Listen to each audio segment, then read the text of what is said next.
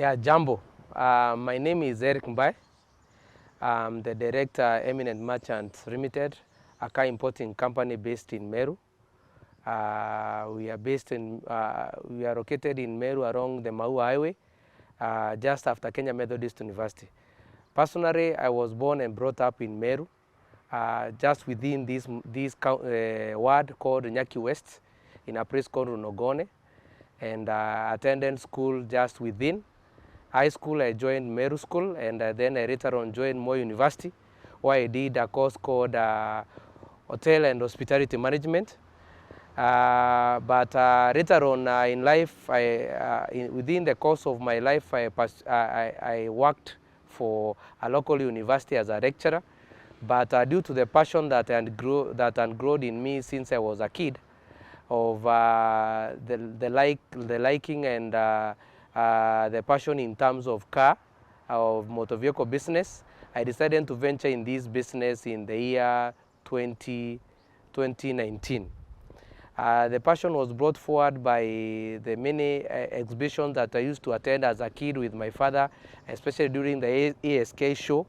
And along the Meru Makutano Highway, there used to be a motor vehicle selling company used to be called Creta Motors. They used to sell zero mileage cars back in the 90s. So I used to admire visiting that place, and my dad could take me there just to see the vehicles, and also CMC Motors. Yeah, CMC Motors. One time we lived in town, and we used to stay just next to CMC Motors, and we could frequent there as young boys in high school just to see the vehicles that were stocked there. So that's how my passion for vehicles grew since I was a boy, and now I am here doing it as a business. Please tell us how you came up with the idea to start a car selling business. First of all, as I've said, the idea for doing this business commercially came up in 2019 in the month of April. Yeah, I'm sure April. But the passion for vehicle trade began in 2015. I bought a vehicle for personal use. It was a Toyota Fielder, 1800cc Toyota Fielder. I bought it at around 900,000, and I sold it for a margin of, I made almost 70,000 by selling that vehicle in 2015. So I thought it was a good idea.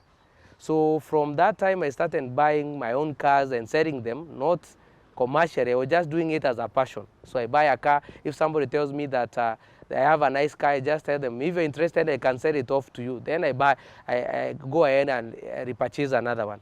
Then at the same time, I was importing vehicles for family members and friends for free. And that is what made me know a lot about motor vehicle importation. I would just do it for free for family and friends. And before I started doing commercial importation of vehicles in 2019, I had imported more than 30 cars for family members and friends. So one of my relatives just requested me, why don't you do this thing commercially? That was in 2019. And my father got me my first client in 2019, whom I imported a Toyota Probox 4. And from that day, I took it as a serious business. And I've been doing it not without a physical location like this one. I was doing it online and storing the vehicles at home. But this year, last year, which was 2023, in the month of February, I decided to set up this yard. So that I can be able to do this business full time and have a place where I can be able to stock cars. At least where I can be able to store more than 10 to 15 cars, and also to have an office where people can visit us and find us here as a physical location. So that is how we came about, and here we are. Did you have any challenges, or were there any challenges that you faced when you began this business? The first car I bought was previously I owned second-hand used cars. Like every young person will start with a second-hand old car. My first car was a Toyota Carina, which I bought in 2013. I think so. Yeah, 2013, and later on I sold it, and then bought the Fielder. That time I was, I think I was 30 years or so. The issue of capital, especially for some businesses, I can say there are some people who make fun when people say that they started their businesses without capital, or where people make fun in Swahili and say that nilianzia biashara ya kuuza kuku na manyoya. Those theories are true. Personally, I did not start my business with any capital. How it started is just, I used to work as an agent, or what people might call a broker. So somebody tells me, do this for me. I do it, and I do it honestly. Then I accumulated money, and I accumulated capital. At the same time, I was employed for many years, for almost 13 years. I've been working somewhere, and I've been saving money that I've used to stock this yard that I'm having currently. But to the genesis of this business, there was no capital. It's just a matter of you being sent, you are paid a commission, you save that commission, almost 90% of it, because you're also working somewhere. This was a side hustle. So you keep on saving that commission until you're able to accumulate money to buy your own car that you can be able to resell now at a margin of your choice, or what you call willing buyer, willing seller. So generally, most of the services, you don't have to have capital. You just start. And then from there, out of your own hard work, referrals that you'll be getting, you'll be able to accumulate money with time, not a matter of 1 year. I'm talking about like 5 years. You accumulate money, pole, then now you can be able to set up a business. What steps have you taken to improve customer service and build long-term relationships with your clients? Anybody who tries to buy something from overseas the first time, the anxiety is so tough, so deep. Sometimes you don't sleep. You start imagining all sorts of things, like even those people are conmen. You start imagining that the ship might sink in the high seas and you lose your car. So the first vehicle I purchased, like I've said, the first previous cars that I owned were second-hand cars that I just bought locally from other people.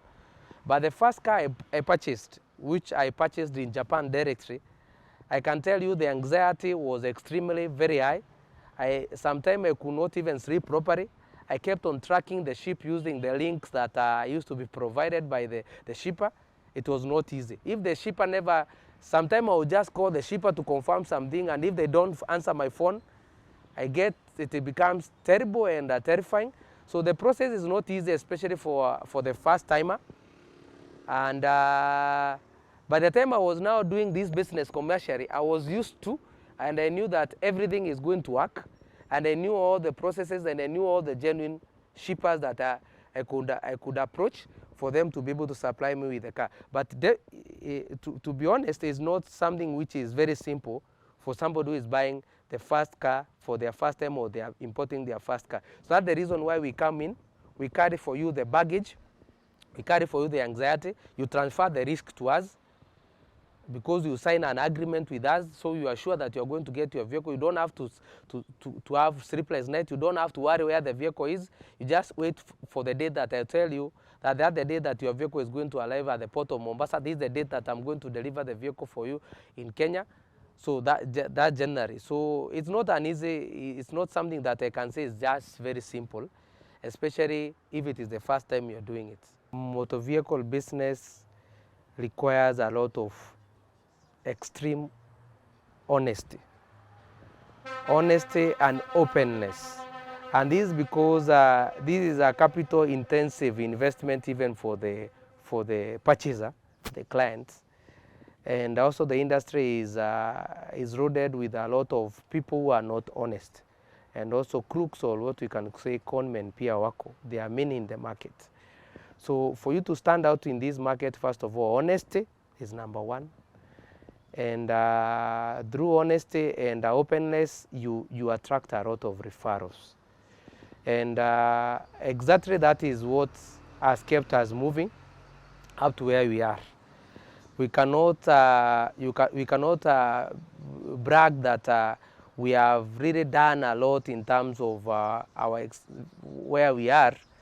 We can only thank the people who are pioneer, people who purchased vehicles from us from 2009. Even some people whom are important for them vehicles for free at no fees back between 2015 and 2019. Many of them referred people to us who came in and bought, shipped or important vehicles through us commercially, and they paid us a commission. So that is the key thing that I can say. That's how we began, which has been pushing us. And I repeat again, it's all about honesty and being open. That's what I can say has taken us to where we are. Has there been a particular time when your car business experienced significant success? And would you be so kind to share that success? Number one, yes, I can never regret, or I can never say I made any mistake, or I can never say that I will ever think of any other business besides this. If we don't get any state interference, maybe the government that doesn't change the rules in terms of importation of vehicles or selling of used cars, I don't think I can change this business. I can be honest to say that our breakthrough came during COVID-19. During COVID-19, miracles happened. And that is when our breakthrough came through. That is when many people got to know about us. Number one is because people used to be at home. People used to be always on social media. And we got an opportunity to get a breakthrough during that time. If you can remember very well, during the time that there was the borders in Mombasa and Nairobi, people are not crossing over or leaving Mombasa or Nairobi. We took that opportunity that people are not traveling to Nairobi, people are not traveling to Mombasa to buy vehicles as they used to do, or many people believed in us. We imported for them vehicles in masses.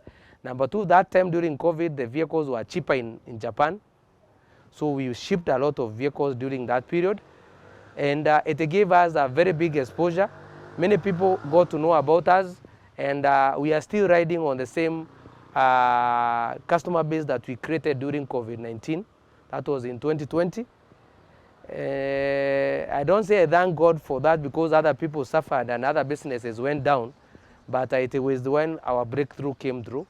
And I don't think even now we have made the target that we made during COVID-19.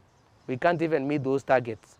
The margin that we made in terms of sales, the number of vehicles that we sold during 2020, even now we can't even get to half of the numbers per year that we made during that period of between 2020 March or February to almost 2021 there. We made a lot of sales. And that is when many people got to know about us in Meru and other parts of the country. How do you identify and address changes in the automotive industry to stay competitive? Definitely, yes. In any industry, there is what we call peak seasons and low seasons. I'll start with low seasons. Low seasons for motor vehicles start from the month of April to almost July. Sales there are very low. But starting from the month of October, people start importing vehicles. There is this mentality of Kenyans that nataka gari kabla ya Christmas. That is a very popular saying, and a lot of sales and a lot of impulse buying happen during that time. And sales continues all the way to the month of April. Especially also people want to go for Easter with cars. So that's the reason you can see we have a number of vehicles here we have stocked. And we are still importing a number of them for the purposes of meeting those demand, that the demand season which happens between the month of October and the month of April every year. So they are the low seasons and now they are the peak seasons. Just like any other season, for like the way we have schools, bookshops have their seasons, and people selling clothes, they have their season. Also, as we have our own seasons. And if you're not careful during those seasons, if you don't have money, if you don't have rotating capital, you'll be in trouble, because there will be seasons where you are selling almost nothing per week. Yes.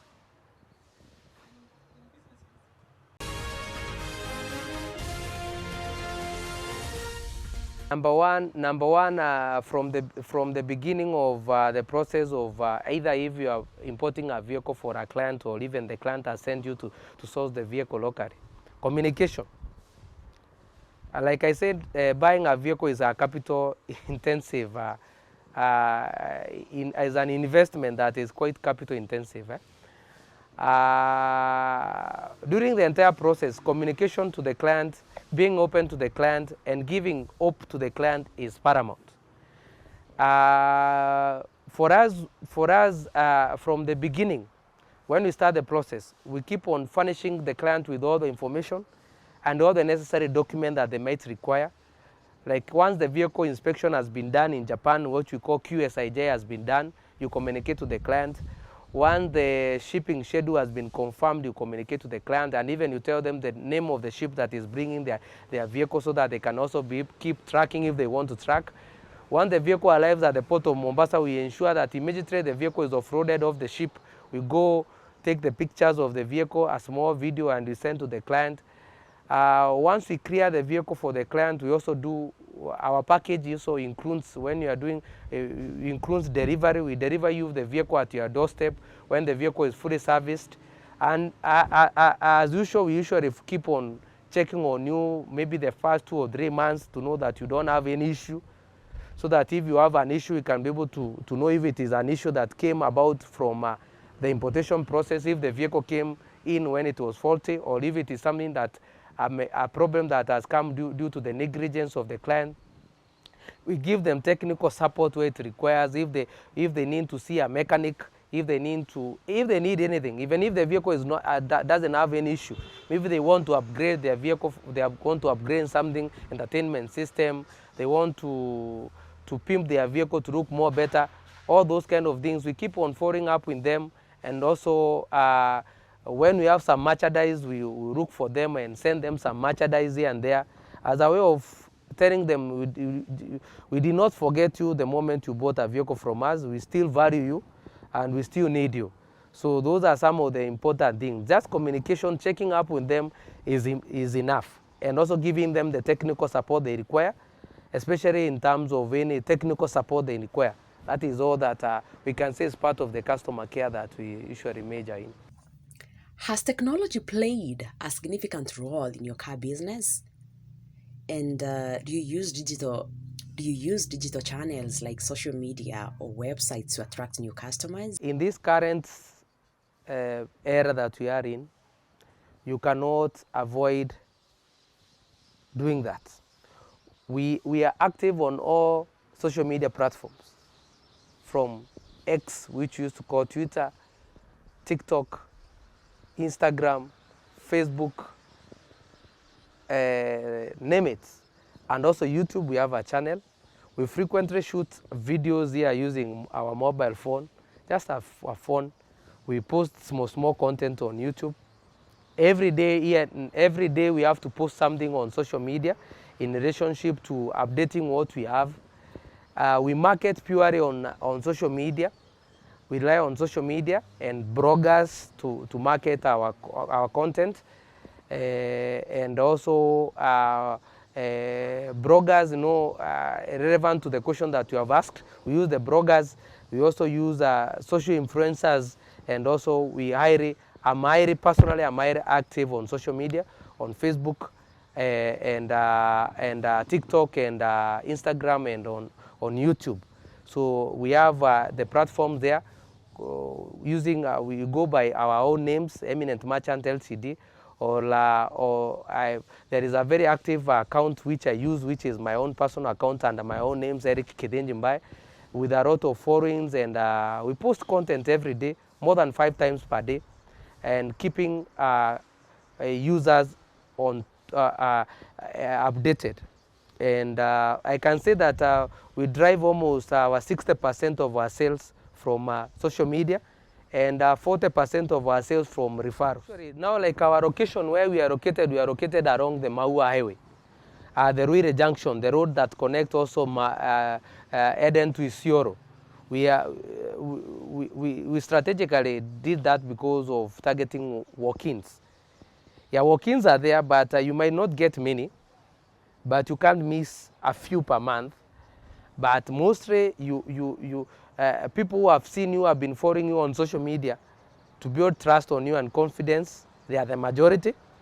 Then the second group is the referrals. Then that group definitely is now the walk-ins. You know, walk-in is a total stranger who doesn't know anything about you. And in motor vehicle industry, I can tell you honestly, I can tell you that it's not easy for somebody who doesn't know you, who have never heard about you, who has never been, they have not been told about you, they have not seen you doing something, they have not heard about you, to just come and buy a vehicle from you, or just tell you that I want to buy a vehicle from you. There is a gentleman I sold a vehicle to last year, 2023, from Wajir. And the guy is from Western, but he works in Wajir for, I think, for the county government of Wajir. This guy just saw us on YouTube, and he followed us consistently for almost 6 months. Then he found us on Facebook, and he started following me secretly. Then this guy just built confidence. He doesn't know me, and he's requested me to import for him a vehicle. We did an online agreement, which is a written agreement, which I sent to him, he signed, and he paid money, and I brought him a vehicle, which we delivered all the way to Wajir. And it is because of that confidence that he was able to build because of following us on social media. So like I've told you, people, for this kind of business, people have to watch you for a period, even exceeding 1 year, before they decide to buy something from you. Yes. Are there any policies or strategies you use to have environmentally friendly cars or participate in social projects? Is there a specific type of cars that you primarily target in your business? Number one, for us, we are like two businesses in one. We sell our own, and also we act as an agent to import. So in terms of importation, we can import for you any vehicle, including farm-based machinery, like tractors, etc. Commercial trailers, trucks, and pickups, and what have you, and also any other vehicle you think of. But when it comes to stocking our own, we only stock. We sell what people want to buy. We don't stock what we think we love. You can't stock what you think you love. Useme, hey, mimi napenda Maudi, so unaleta Maudi hapa. Hizo gari tutauzea hapa. Because you should know your clientele. Like clientele in this region, they are just after basic cars. You can see you have stocked Mazda Demios and Sientas and Fielder, Notes, Suzuki Swift, Pro Boxes. Even though you don't find one here, we have a number of them coming. We sold the last one yesterday, yeah, on the 3rd of January 2023. So we target, we stock what people want to buy. So anything beyond that, we request, or we kindly request you that we import for you that vehicle. And if you're in a hurry, we can source for you the vehicle locally. But from a business perspective, you sell what people want, not what you think you want. So you go for those kind of vehicles that I've just told you. Do you have any partnerships or collaborations with other companies in the automotive industry?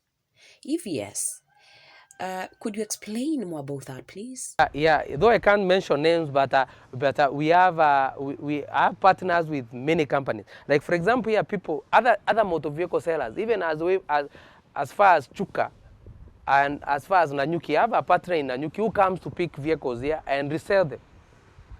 I will ensure that I've made my cuts, and I'll give him at a price that he can make his own cut. So like what I'm trying to say also, I usually encourage brokers and other partners to come, just get a vehicle from me, sell it off, make your cut, then pay me my money. So same way, I also have partners.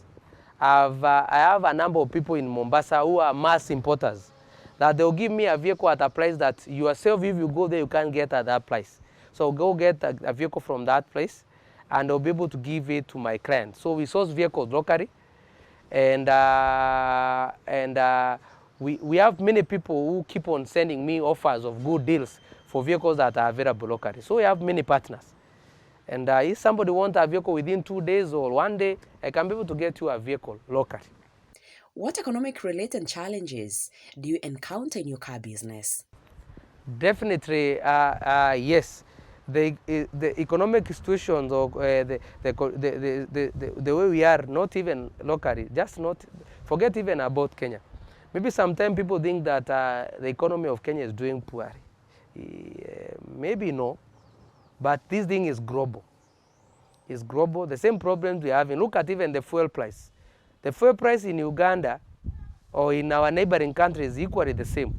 So you cannot say that maybe our economy is that bad. But honestly speaking, things are not good. The currently, as per today is on 4th of January 2024. The Kenyan shilling against the dollar, from what you call frequent people buys dollars every day. Like me, maybe we can get a dollar at 159 or 158.5. But a random person who goes to the bank to buy a dollar, they'll be given a dollar at almost 162. If you compare that, when I started this business in 2019, the dollar against the Kenyan shilling was, the Kenyan shilling against the dollar was only 100 shillings. I remember there was a time even I bought, we were buying $1 at 98 shillings. But now we are talking about with 158, 160. That is a big margin. Then I can tell you, since COVID, the car prices, immediately after COVID, that is 2021 there, the car prices went up. There was, in 2020 and 2021, there was there was reduction of production of vehicles, new vehicles in Japan. And again, also people in Japan also lost jobs, just like people in Africa or other parts of the world, meaning that they were not disposing of their used cars.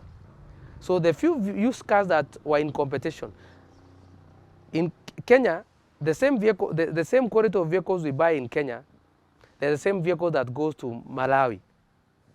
Same quality of vehicle that goes to South Africa. Same quality of vehicle that goes to the Caribbean. That is Jamaica and other countries. They usually buy their vehicles also from Japan. So the competition is very stiff. So a Probox, the other day, a Probox used to sell at 700,000. A Probox at the moment is almost 1.1 to almost 1.2. That is within a span of 4 years or 4.5 years. So you can see the difference. So yes, the consumers are adjusting, but I can tell you most of the people's salaries have never been adjusted. Some people are earning the same salaries they were earning in 2018. The same income they were earning in 2018, the same income they're having in 2024. So the challenges are there. Like I've told you, the number of vehicles we sold in 2020, we cannot be able to get to that number in 2023. They just concluded here. We could not hit that target, even get into the half of the number. That tells you since COVID, the income levels of people have reduced. The purchase power of people have gone down. And also the economies are all over. Even the counties, at county levels, people are not having as much money as they used to have in 2018, 2017. Yes, the income levels have reduced. And businesses are not that good. But we can't complain. Neither can we say that we are doing extremely good, but we can't complain. Yes. All right. And would you like to share any personal achievements you have made in this car business? Without giving many details, I can be able to say that if I can tell you my genesis, in 2019, I had not started doing business. 2019 January, February, March, I was not doing this business. And that time I was operating what we call hand to mouth. Whatever I'm being paid at work is what I'm using with my family. So I started this venture, I started importing vehicles for people commercially in 2019. And this year I decided to open a yard. As you can see, I'm having employees. I've employed a number of people, starting from a driver, security, what we call guards, and office attendants. And I've set up a yard. This kind of business, you can never be able to get financing from any bank.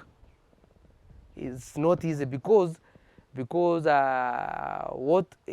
are you going to give as security?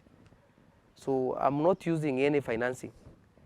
So from where I've reached to the point of having set up an office and a yard, it shows that there is growth. And I'm no longer relying on employment. Literally, I'm not employed currently for the last almost 6 months. I'm now doing this business full-time. That shows you that there is growth from starting from being a broker or an agent to owning or setting up a company and doing business. So it all takes discipline and, like the way I said, honesty and proper financial, what we call financial literacy. A lot of financial literacy is required here, so that you ensure that your expenditures are kept at as low as possible, so that you can keep on increasing your stock. So yes, the growth is there. It is growth that people around me, they have seen. I can't disclose a lot, but growth is there, and it's something that I can be able to say iko na inaonekana kutoka mahali we have been doing just one vehicle, importing one vehicle and reselling it, to having a number of cars which are fully ours. We thank God, and the growth is there. Yes, sure. What about the market trends in the car industry? And what are you doing to stay ahead of the changes? We sell vehicles on cash. We sell vehicles on financing. We can organize for you financing from banks or microfinances or SACCO. Then, Ripa Pole Pole, we don't do it for our vehicles.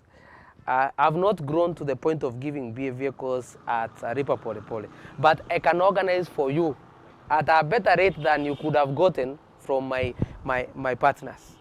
And the problem with Ripa Pole Pole mostly is because of defaulting. The defaulting rate in Kenya is very high. Out of 10 people buy vehicles and hire purchase, 6 of them default.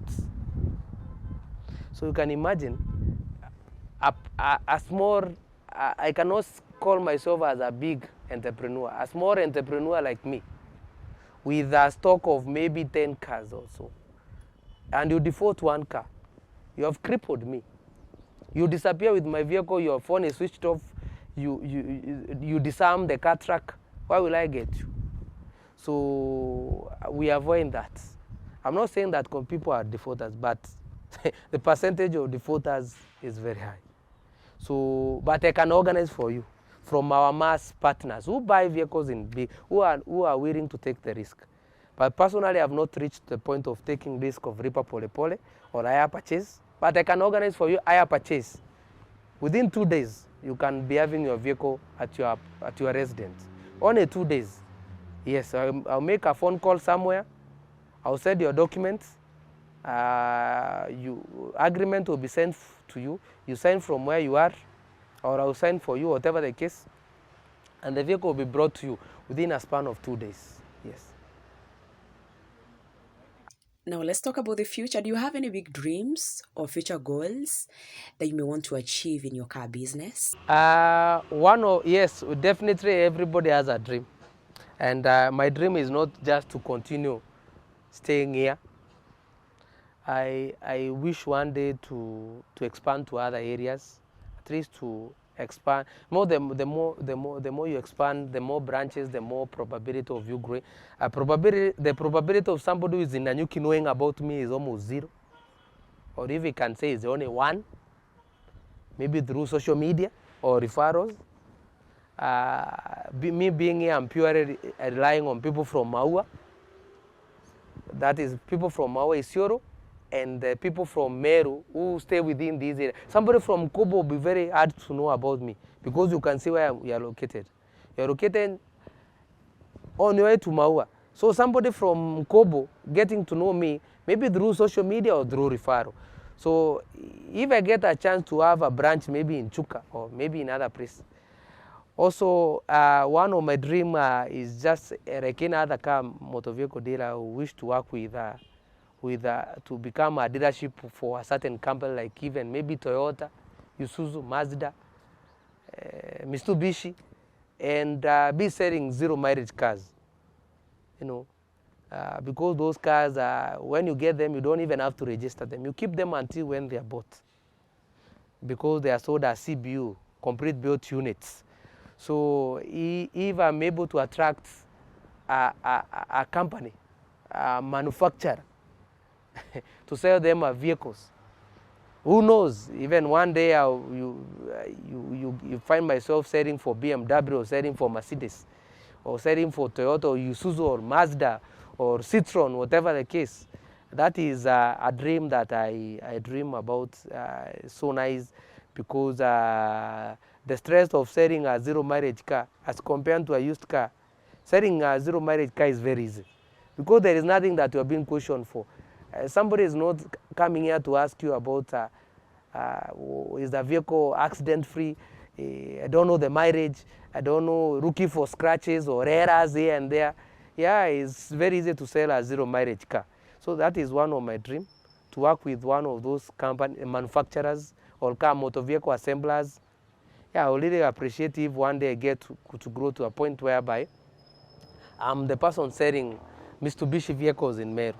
Or I'm the person selling Audis or Mercedes or whatever, name the brand.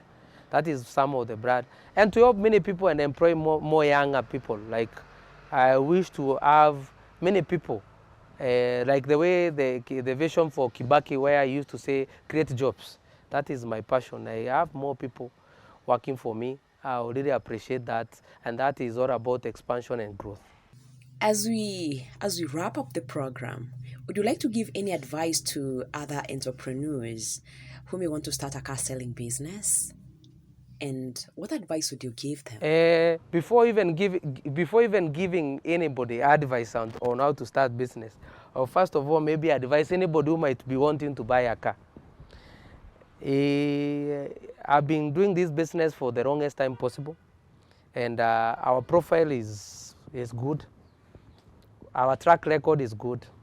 Our prices are even cheaper than Mombasa. Let somebody come here and try us. Yesterday we sold a Probox here at 1090. A Probox which is 2017 model. That one you can't get it anywhere. We get it here. I'll give you a Nissan Note currently. A Nissan Note at a price that is unimaginable. 1M or even 980. I'll give you a Demi at 1.1, which is not possible in many places. So that is the first advice. Our rates for importation are very low, and also our prices for our stocked unit is very low. I can't give much details because the interview can take a whole day me giving the story.